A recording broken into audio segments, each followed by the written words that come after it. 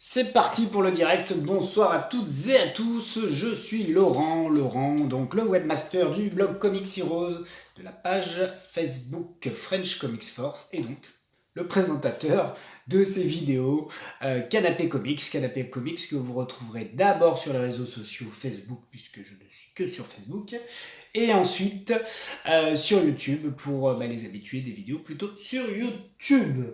Aujourd'hui c'est férié, moi j'ai la chance de faire le pont, donc j'avais envie de faire une vidéo pas forcément prévue pour le moment. J'ai un spectateur, bonjour le spectateur, n'hésite pas à t'identifier. Donc du coup voilà, une petite vidéo, peut-être que si je suis motivé et que j'arrive à lire les comics vu que j'ai un long week-end, je vous ferai peut-être une vidéo par soir pour les soirs de ce fameux week-end. Donc ce soir on va revenir sur un projet Ulule, un projet de campagne de financement Ulule, et sur une lecture comics du moment, une lecture comics VO mainstream, VF, version française mainstream. Tout d'abord, le projet dont je souhaitais vous parler, c'est Exilium 2 de Mister Pierre Champion. Donc Exilium 2, c'est la campagne Ulule qui est actuellement en cours. Vous voyez avec les super effets qu'a réalisé Pierre sur sa page Ulule. Je sais pas comment tu fais ça, Pierre, mais à chaque fois, tu es super fort sur toutes ces choses-là. Vous pouvez le voir, la campagne elle est lancée, ils sont à 11%. Il a besoin de 5 000 € pour aller au bout de son projet. Donc j'espère que Pierre, ça va fonctionner et qu'on aura droit à la suite des aventures de Exilium. Donc avec Exilium 2, n'hésitez pas à soutenir notre ami Pierre, le voici en roman photo, comme il sait très bien le faire. Donc voilà, Exilium 2 c'est en ce moment, c'est la campagne, un beau succès pour la première campagne, donc j'espère que la deuxième aura également le même succès. Du coup, je vous parle rapidement de Exilium 1. Vous voyez, c'est une belle BD, hein, c'est plus grand qu'un comics, au hasard, un comics VO que j'aurai devant mon nez. Allez, hop, Rocketeer. Si je compare avec Rocketeer, vous voyez la différence de gabarit. Donc c'est plutôt un format franco-belge. C'est de la BD de super-héros avec des aliens. Alors je vais essayer de pas trop vous spoiler puisque je suis pas sûr que tout le monde ait déjà lu Exilium. Salut Johan. Bienvenue Johan. Bienvenue, tu n'hésiteras pas à faire des commentaires, à me poser des questions. Je vais faire un programme qui est le mien, tu verras, du Comic Book Made in France avec Exilium, le Marvel Comics de ce mois-ci. Puis si tu as des questions, des choses dont tu veux parler, on essaiera peut-être d'échanger sur ce sujet-là. Donc je reviens sur Exilium avec la dédicace réalisée par Pierre. Exilium, je vais vous lire tout simplement le pitch qu'on a au dos du premier album pour vous donner envie de découvrir Exilium si vous ne connaissez pas Exilium, et si vous connaissez Exilium pour vous donner envie de souscrire à la campagne pour le 2. Donc Exilium, c'est signé Pierre Champion. Donc c'était lors d'une nuit d'été, au cours d'une pluie d'étoiles filantes, qu'un vaisseau extraterrestre s'écrasa sur Terre. À l'intérieur se trouvaient deux bébés chats humanoïdes. On les voit ici. Ils furent recueillis par un super-héros, le capitaine Avem, AVEM, qui les baptisa Angel et Feles. Alors, on peut voir Feles ici. De nos jours, il constitue avec d'autres super-héros l'équipe Hope Forever, qui se verra confrontée dès le début de l'aventure à une invasion extraterrestre qui cache plus qu'il n'y paraît. Plus qu'une menace physique, les héros devront affronter leurs propres convictions et tenter de sauver un peuple en voie d'extinction. Voilà, super, on a le pitch officiel. Donc ce qui est intéressant, c'est que dans cette bande dessinée, ce comic book Made in France, vous allez découvrir un nouvel univers, des personnages complètement nouveaux, inédits, des super-héros, puisqu'on a droit à une équipe de super-héros qui est présentée ici, Hope Forever. Je vais essayer de pas trop en parler pour pas divulgacher, pour pas spoiler quoi que ce soit. Ce que je peux vous dire, c'est que c'est intéressant, ça part sur des bases entre guillemets classiques et simples, mais l'avantage de Exilium, c'est qu'il y a pas mal d'évolutions, et pas mal d'évolutions dans les personnages, dans le comportement, personnalité des personnages, et puis finalement, ce qui est bien, c'est que il faut pas se fier aux apparences. Voilà, on va dire ça comme ça. Donc pour le 1, pour le 2, je vous en parlerai lors de nos prochaines vidéos, les prochains canapés comics, et puis en espérant que Pierre puisse obtenir son financement pour ce deuxième album. Regardez-moi ces illustrations que Pierre a déjà mis en place sur la page Ulule. Franchement, ça donne super envie. Donc, croise les doigts pour que ça fonctionne. Voilà pour le premier projet que je souhaitais vous présenter. On n'oublie pas aussi, en ce moment, il y a du Cochonulk sur le défi illustré de Comics Heroes. Joanne, tu n'as pas participé au défi illustré de Cochonulk? Joanne, je compte sur toi. Voilà, c'était la promo Amigo, comme dirait Thierry Mornay. Donc Thierry Mornay, ça y est, je t'ai piqué ta punchline, la promo Amigo. J'espère que tu me vois, tu me lis et que tu m'écoutes. Voilà pour le premier projet Comics Made in France. Le deuxième sujet de la soirée, de la vidéo, ce sera le Marvel Comics numéro 5 ou 6, je suis perdu. Numéro 5, c'est écrit dessus. Marvel Comics, pour rappel, c'est le dernier, c'est un des derniers produits Panini Comics Marvel en ce qu'on appelle softcover, en couverture souple, puisque le reste maintenant c'est beaucoup en album dur. Est-ce que j'en ai un là sous les yeux? Non, j'ai pas de Marvel, mais j'ai par exemple quelque chose de très très bien aussi, un album dur. J'ai Spawn Renaissance, ça c'est top, encore du Thierry Mornay et derrière tout ça. Ok, donc Marvel Comics, c'est le grand magazine finalement, toujours en couverture souple, j'y arrive pas, softcover, couverture souple, que vous retrouvez en librairie. Donc hélas, maintenant, le souci des fans de comics comme moi, c'est qu'on ne trouve plus les comics en maison de la presse, en relais presse. On les trouve uniquement en librairie. Dans ce magazine-là, le programme, sur le papier finalement, il est assez alléchant pour les fans de comics ou même les fans de tout ce qui concerne l'univers Marvel CU, le MCU, Marvel Cinematic Universe, puisque dans cette série, vous retrouvez Spider-Man et les Avengers. Donc j'ai envie de dire les personnages les plus populaires actuellement dans les médias, dans l'entertainment. C'est vrai que Spider-Man et Avengers. Petit bémol, c'est que pour moi en tout cas, me concernant, c'est qu'il y a beaucoup plus de Spider-Man que de Avengers. Donc moi j'aimerais avoir un équilibre un petit peu plus équilibré. J'aimerais avoir un réel équilibre à 50%, 50-50. Pour moi, l'avantage, c'est que je découvre et je lis du Spider-Man, puisqu'avant, je ne lisais pas spécialement Spider-Man, je lisais les Avengers. Quand j'étais gamin, j'ai grandi avec les X-Men, j'ai adoré les X-Men. Pendant très longtemps, j'ai cru qu'il n'y aurait jamais de meilleurs comics que les X-Men de John Byrne, de Chris Claremont, de Jim Lee, d'Alan Davis. J'ai envie de dire jusqu'aux années, fin des années 90-2000. Et puis après, j'ai découvert d'autres comics comme les Avengers, la séparation, les nouveaux Avengers. À ce moment-là, il y avait Invincible, il y avait les Teen Titans, il y avait la Justice League. Enfin, voilà. Donc dans Marvel Comics, je reviens un peu à mon sujet. Le Marvel Comics de ce mois-ci, on a bien du Spider-Man et des Avengers. On a quoi? On a Spider-Man avec les Sinister Wars, donc c'est la guerre des Sinister. Donc il y a combien? Il y a 1, 2, 3, 4 épisodes. Puisqu'on a apparemment un épisode qui s'appelle Conclusion pour la Sinister War. Mais alors, j'ai raté un épisode parce que pour moi, c'est pas la conclusion. Ah, mais si, j'ai pas tout lu, que je suis nouille. Il me manque un épisode sur ce Spider-Man que j'ai lu cet après-midi et j'avais complètement oublié de lire les dernières pages. Notamment une dernière page, donc je vais me spoiler tout ça. Donc Spider-Man, les Sinister Wars, assez sympa, moi qui ne suis pas un grand expert, fan, connaisseur. Salut Fabrice, salut Alexandre, salut tout le monde. Moi qui ne suis pas un grand fan de Spider-Man, j'aime plutôt bien ce que je lis dans ces épisodes de Spider-Man. Là, on a aux manettes plusieurs scénaristes et plusieurs dessinateurs, puisque ce sont les 4 séries Amazing Spider-Man qui se suivent, mais qui suivent toutes, alors c'est ça qui est agréable, c'est 4 séries, 4 titres différents, mais elles suivent toutes la même arche narrative, c'est toute la même saga et c'est toute la même aventure. Donc ça, c'est cool. Au niveau des créateurs et des artistes, on a qui derrière tout ça? Au scénario, on a Nick Spencer, Ed Brisson. Au dessin, on a du Mark Bagley, on a du Joe Renes Neves, Carlos Gomez, Zé Carlos. Voilà, on a Nick Spencer qui chapeaute tout ça pour toutes les 4 séries, donc c'est aussi ce qui explique qu'on a certainement une aventure complète. Sur le deuxième épisode, on a comme dessinateur Federico Sabatini, Zé Carlos, Marcelo Ferreira, Carlos Gomez. L'épisode qui s'appelle Conclusion, toujours Nick Spencer et Ed Brisson au scénario, dessin Mark Bagley, Joe Renes Neves, Marcelo Ferreira. Voilà.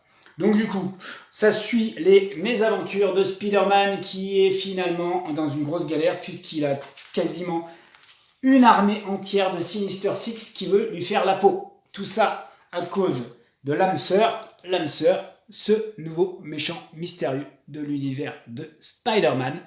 On nous essaie de nous faire croire, salut Hervé, bonjour Hervé, bienvenue. Donc les gars, vous interagissez, vous faites les commentaires, etc., etc. Vous me posez des questions auxquelles je ne saurais pas répondre, et puis on va se faire ça ensemble, ça va être sympa. Voilà, on a du Spider-Man. Moi, ce que j'aime bien, c'est que pour une fois, c'est un ennemi que je ne connais pas, l'âme sœur, donc c'est cool, ça change un peu des ennemis, des sempiternels ennemis de Spidey. Donc celui-là, on essaie de nous faire croire que c'est Harry Osborn qui serait ressuscité. Je pense pas que ce soit lui. On a l'impression qu'il est en lien avec Mephisto. Franchement, on voit qu'il y a une sorte de... C'est une sorte de démon, on ne sait pas trop, en tout cas, il a des pouvoirs surnaturels. Et donc, il a lâché contre Peter, Spidey, toutes les itérations, ça se dit, ouais, toutes les versions des Sinister Six qui ont pu exister. Il y a les Sinister Six, il y a les Savage Six. Alors, moi, je vous l'ai dit, un expert de Spidey. Est-ce que je t'aime? Mais bien sûr que je t'aime, Fabrice. On a donc les Sinister Six. Vous voyez, on a une apparition d'une autre héroïne. Voilà. Donc du coup, il est obligé de survivre pendant 3 épisodes à finalement une attaque frontale de toutes ces versions des Sinister Six qui veulent lui faire la peau. Du coup, ce qui peut le sauver à un moment ou à un autre, c'est qu'ils sont tous à la recherche de Spidey pour lui faire la peau, mais ils sont pas tous ensemble. Comme il y a 3 ou 4 groupes de Sinister Six, ils se tirent la bourre, ils se font concurrence pour faire la peau à Spidey, puisque s'ils leur font la peau, le fameux âme sœur, le grand méchant de... Tiens, regardez, je vous l'avais dit, qui se cache derrière tout ça, c'est certainement Mephisto, qui est encore à la manœuvre pour pourrir la vie de Spidey.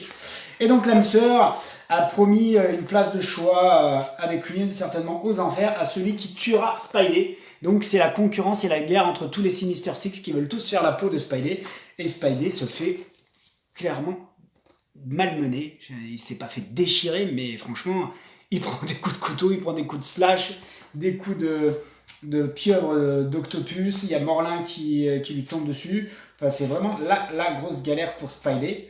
Donc on va voir s'il arrive à survivre à cette mésaventure. Donc là, on a 3 ou 4 épisodes cette fois de Spidey. Donc on a Part 2 and 3, donc je crois qu'on a 4 épisodes de Spidey. Ça reste assez sympa, franchement, c'est fun, il y a plein de super-héros, il y a plein de super-vilains. On voit moins le côté un peu vie perso de Peter dans ces aventures-là, on l'a vu plus dans les épisodes précédents, puisque dans les épisodes précédents, Mary Jane, en fait, avait fait un pacte avec Mysterio, puisque Mysterio expliquait qu'il voulait se racheter, et en fait Mysterio a tourné un film dans lequel Mary Jane est la star, mais au final Mysterio se fait embarquer par les histoires des Sinister Six. Voilà, on a d'abord du Spider-Man. Non, c'est pas à cause de moi qui vont lui faire la peau. Moi j'irai l'aider, le Spider-Man. En fait, je réponds à Fabrice qui fait un commentaire sur la vidéo. Mais je l'aime bien quand même, le petit Peter. À la suite de tout ça, on a l'exemplaire, le numéro 50 des Avengers. J'en ai déjà parlé lors de ma dernière vidéo. Je vais revenir dessus parce que je le trouve vraiment très bon cet épisode. En fait, je me le suis relu cette semaine tellement j'ai aimé. Pourquoi j'aime cet épisode? Cet épisode, c'est un numéro un peu double qui est composé de prologues et d'épilogues. Les épilogues à World War Hulk et les prologues à diverses sagas qui vont arriver dans les Avengers. On a notamment Khazar aux prises avec un jeune Thanos qu'on ne connaît pas, une sorte de Thanos version du multivers, et qui va être secondé par les Avengers préhistoriques, les Avengers 1 Million Before Christ, donc dans lesquels on a Odin, on a Hulk, une sorte de Hulk rouge Starbrand, on a la première version du Phénix qui cache un secret important pour un membre des Avengers, donc je ne vous le spoil pas. On a la version Iron Fist, et puis on a du Ghost Rider, on a Dormammu, on a le Dormammu. Voilà, ça c'est top. À la suite de tout ça, on a l'épilogue de World War Hulk, Miss Hulk d'ailleurs, pardon, World War Miss Hulk, avec les dessins de Javier Aaron. J'aime beaucoup ce que fait Javier Aaron, moi. On le voit encore là. Donc Miss Hulk qui avait été kidnappée par la garde de l'hiver et qui avait été enfermée dans la chambre rouge de Red Window. De Red Widow, pas de Red Window, puisque Red Window, ça veut tout simplement dire la fenêtre rouge. Voilà, donc c'est pas mal. Notre Khazar se trouve finalement pas tout à fait comme un poisson dans l'eau, puisqu'il est vraiment revenu dans le temps, il a voyagé dans le temps, grâce à son couteau temporel, il a un couteau temporel, le petit père, et il évolue avec les fameux Avengers 1 million. Mais bon, c'est quand même un univers qu'il connaît, puisque lui-même vient de la Terre sauvage, une contrée secrète de la planète Terre dans laquelle les dinosaures existent toujours. Donc voilà, on a plusieurs prologues, plusieurs épilogues. Je vous le disais, on a du Miss Hulk et du Namor, puisque Namor, pendant quelques épisodes, de nombreux épisodes jusqu'à présent, nous était présenté un peu comme un nouveau vilain par Aaron, Jason Aaron et Javier Aaron, je les confonds. Par Jason Aaron, le scénariste. On y voit quoi? On y voit pas mal de petites choses. On y voit le retour des Deathlock, les Deathlock. On a un Deathlock, mais on a plusieurs Deathlock. Les Deathlock qui sont maintenant désormais des sortes de policiers du multivers, qui sont là pour essayer de régulariser un peu les erreurs ou oui, effectivement, tout ce qui pourrait corrompre le multivers. Qu'est-ce qu'on y voit également? On y voit Iron Inquisitor, je ne sais pas comment on le dit en anglais, je suis très mauvais en anglais. C'est cet homme en armure qui est vachement sympa. En fait, c'est la première fois moi, que je le vois sous cette forme-là. On le revoit après, mais je vous spoil pas, vous lirez. Et on en apprend beaucoup plus sur qui est le Iron Inquisitor et finalement pourquoi il est là. Voilà, et tout ça, ça semble être encore en lien avec Mephisto. Mephisto qui est ici. Mephisto qui tire les ficelles depuis un moment pour faire la peau à la Terre, mais surtout à Avengers, puisque Mephisto était très impliqué dans la saga Heroes Reborn. Et là, Mephisto est en train de recruter une nouvelle équipe. Ce sont les Maîtres du Mal, la nouvelle version des Maîtres du Mal. Ce sont les Maîtres du Mal du multivers, des versions fusionnées de certains super vilains. Ici, on a Iron Skull. Non, j'allais dire Iron Skull, je ne sais plus comment il s'appelle, mais c'est le Black Skull, je crois, le crâne noir. C'est une version de Venom, donc symbiote du Red Skull, du crâne rouge. Ici, on a une sorte de Logan qui est l'esclave de Phoenix, une version du Phoenix. On a un Ghost Rider version bouffon, comment il s'appelle, le Ghost Bouffon ou le Bouffon Rider, etc., etc. Et le jeune Thanos dont je vous parlais. Donc une équipe de Maîtres du Mal et puis le Fatalis ultime qui est juste ici. Et donc ça va être les grands méchants des épisodes à venir. C'est ce qu'on va voir arriver prochainement dans les Avengers. Donc j'espère que dans le prochain épisode, on aura aussi beaucoup plus de Avengers. Là, enfin non, les Avengers c'est bien en ce moment. Moi je trouve que c'est pas mal. Ça y va vite, ça y va à fond. C'est pas trop dans la retenue. Voilà, par exemple, on a un Ghost Rider avec les Deathlocks qui commencent à interagir. Et regardez-moi ça avec cette planche de folie où on voit que les Deathlocks et les Ghost Rider sont partis pour une bonne séance de baston. Donc voilà, vraiment un super épisode avec du Ed McGuinness, toujours avec Khazar, puisqu'il nous a fait les plages de Khazar. Et puis à la fin, on a même un bonus avec le je sais pas comment on peut appeler ça, c'est pas tout à fait un poster, mais en tout cas avec la description technique de la montagne des Avengers, puisque le QG, tu viendras me voir en différé, oui, vas-y, c'est pas de problème. Le QG des Avengers, le nouveau QG des Avengers, c'est un des Célestes qui était tombé dans la première arche narrative de Jason Aaron, puisqu'on avait les Célestes noirs qui tombaient sur Terre, et donc il y a des cadavres de Célestes, un cadavre de Céleste qui est resté sur Terre, et qui est donc devenu le nouveau QG des Avengers, et donc là on a tout l'éventail technique de la base des Avengers. Donc finalement très bon, moi j'espère qu'on aura plus de Avengers prochainement dans ce magazine Marvel Comics. Pourquoi ne pas revenir à un magazine spécial Spider-Man et un magazine spécial Avengers? Bon, Panini certainement a fait un choix, j'espère qu'il ne regrette pas ce choix. Moi j'en ai parlé à Max Faraday, à David qui est en fait libraire pas très loin de chez moi, donc je le vois un petit peu de temps en temps. Salut Olivier, bonjour Olivier, bienvenue ici. Je suis en train de parler du Marvel Comics. J'ai parlé des Spider-Man, j'ai parlé du Avengers numéro 50 que j'aime beaucoup, l'épisode de Avengers numéro 50. Voilà, donc c'est des choses que j'ai lues dernièrement.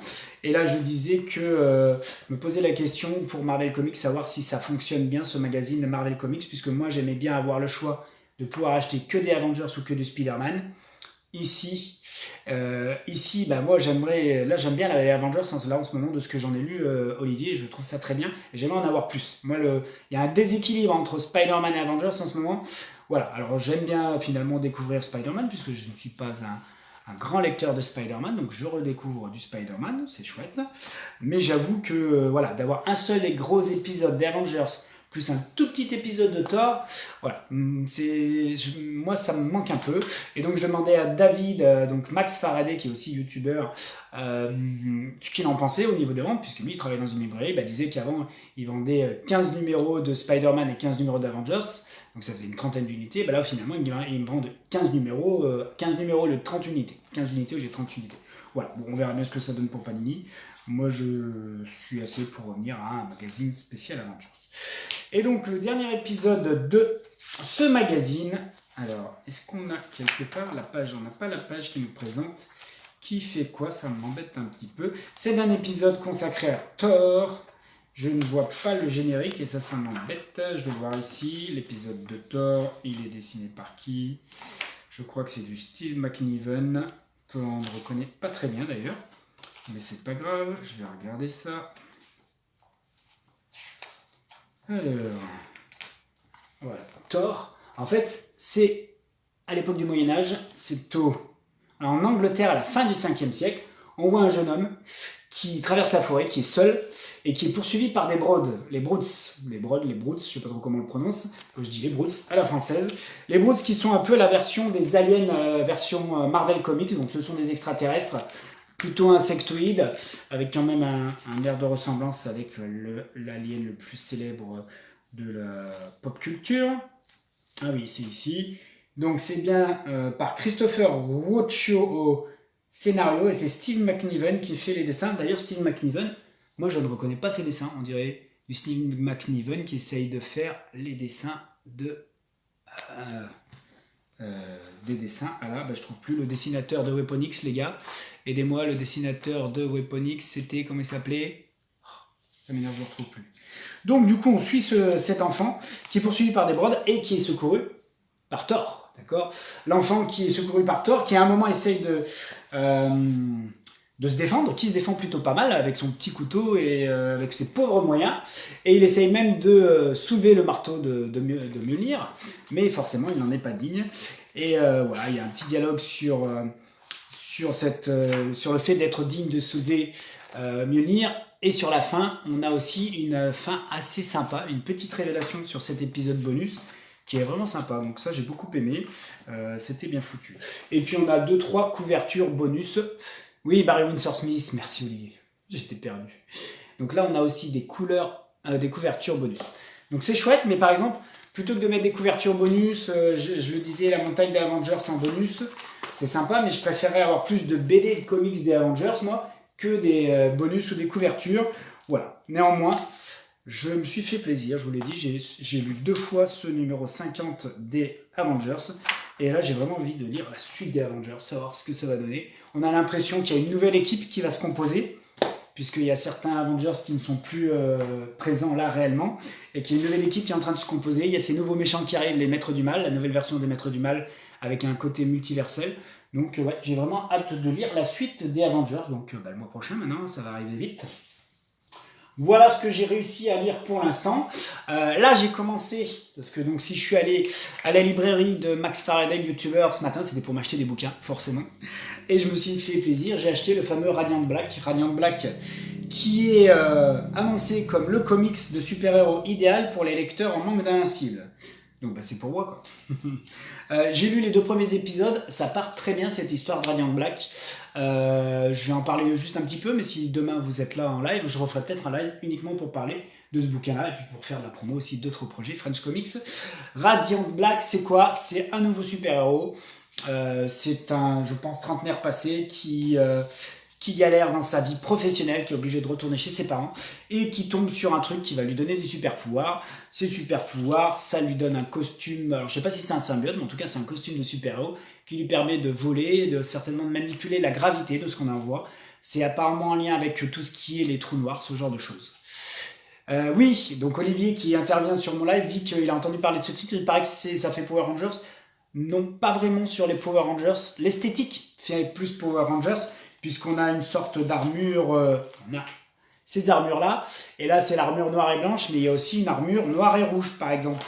Pour l'instant, de ce qu'on en voit, il y a d'autres versions du Radiant. Donc j'ai lu que 2 épisodes. Normalement, je pense que demain, je vais me tomber l'album et je vous en parlerai en live demain soir. Donc, en fait, on parle aussi des Power Rangers, Olivier, parce que les gars qui travaillent là-dessus, donc c'est qui? C'est marqué là-dessus. Higgins, Costa, Carré, Shen, etc., etc. Création de Kyle Higgins et de Marcello Costa. Je crois que Kyle Higgins a travaillé sur les scénarios de Power Rangers pour IDW, certainement. Donc c'est aussi ce qui fait qu'on prend aussi pour un spécialiste de tout ce qui est Sentai. Enfin, je crois que c'est Sentai. Moi, je suis très très mauvais sur tout ce qui est manga. Et donc, il avait travaillé sur le comics américain des Power Rangers. Voilà ce que j'ai à vous dire, mais ça part bien cette histoire-là. Ça, bon, en général, oui, ça donne envie. Ouais, moi, ça me donne envie d'en lire plus, Olivier. C'est un nouvel univers de super-héros, des pouvoirs qu'on connaît pas vraiment. C'est vrai que souvent, découvrir les débuts d'un nouveau super-héros, si c'est bien amené, c'est toujours fun, au moins pour un album, au moins 2 ou 3 arcs, 2 ou 3 épisodes, pardon. Donc c'est vrai que voilà, ça va le faire.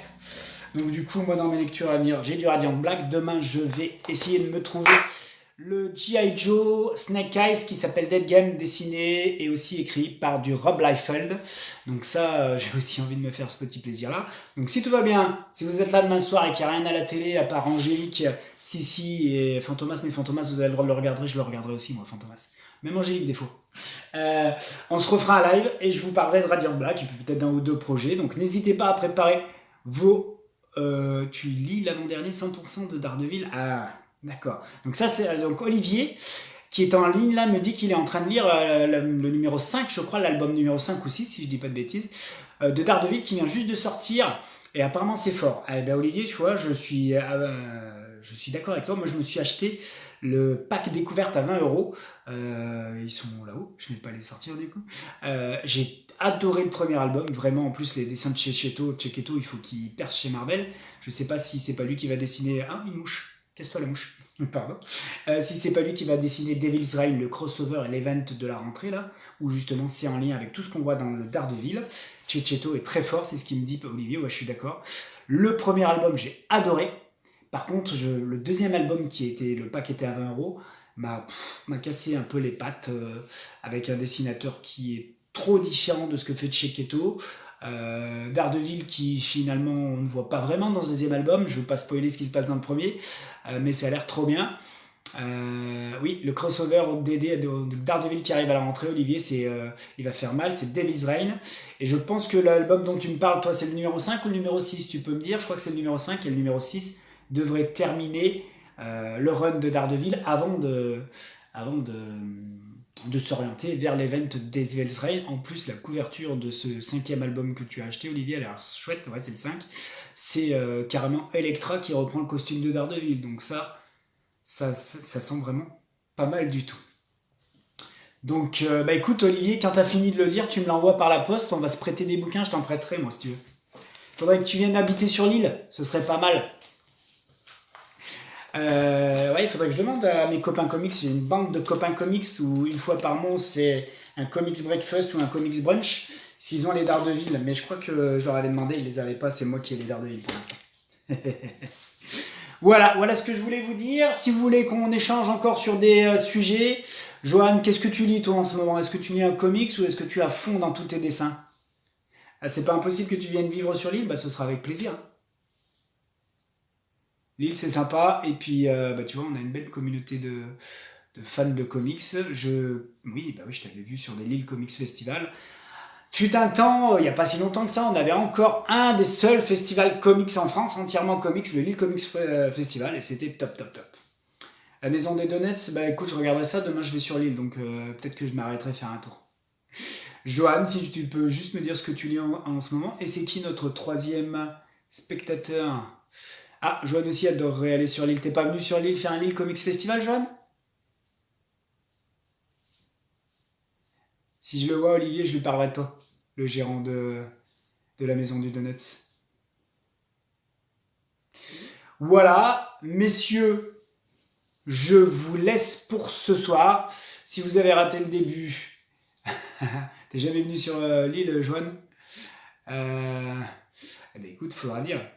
Le Roubaix Comics Festival a pas repris, non. Oui, c'est vrai, tu as raison, Olivier. Le Lille Comics Festival s'est transformé en Roubaix Comics Festival, mais il y a eu 2 éditions et puis il y a eu apparemment un Covid qui nous est tombé dessus. Et depuis, non, il n'y a pas eu autre chose.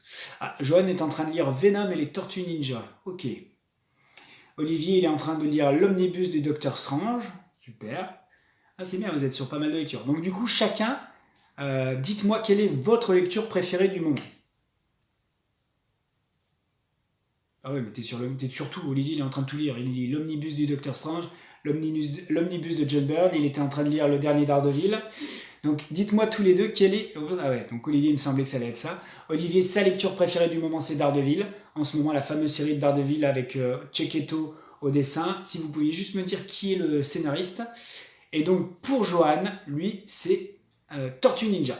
Tortue Ninja, comics qui est édité chez iComics, si je dis pas de bêtises, qui est moins connu du grand public en tant que comics, puisque les personnages Tortue Ninja sont très connus, ça c'est pas un souci. Et c'est vrai que le comics a très très bonne presse. Les comic books ont très très bonne presse des Tortues Ninja. C'est vraiment quelque chose qui fait de nombreux fans. Ah ouais, c'est Chip Zdarsky qui nous fait du Daredevil en ce moment. Ok, super. Eh bien, merci à tous les deux. Mon troisième spectateur, je te souhaite aussi une bonne soirée. Olivier, Joanne, certainement si vous avez du temps, demain je pense que je referai un live spécial Radiant Black et puis peut-être d'autres BD si j'ai eu le temps d'en lire. Radiant Black, c'est la BD du moment. C'est chez Delcourt et c'est un nouveau super-héros et un nouvel univers super-héros.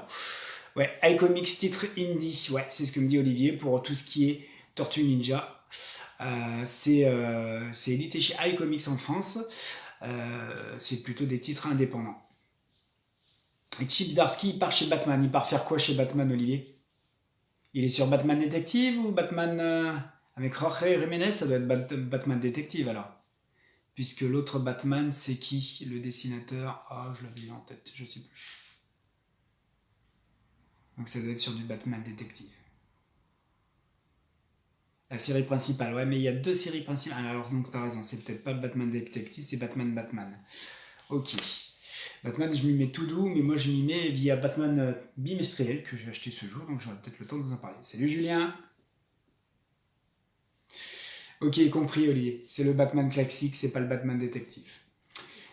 Ok, et eh ben messieurs, je vous laisse sur ces bonnes paroles, sur vos échanges lecture. Donc, moi, je vous ai fait mes conseils lecture. Si je vous donne les conseils lecture d'Olivier Pascal actuellement, c'est Daredevil, le Daredevil de Chip Zdarsky et de Checchetto. D'ailleurs, Olivier, c'était le blogueur de Génération Strange. Et pour Johan, c'est les Tortues Ninja. Messieurs, bonne soirée, peut-être à demain pour un nouveau live Canapé Comics. Et Julien, n'hésite pas à intervenir la prochaine fois que tu es là. Ciao, ciao tout le monde!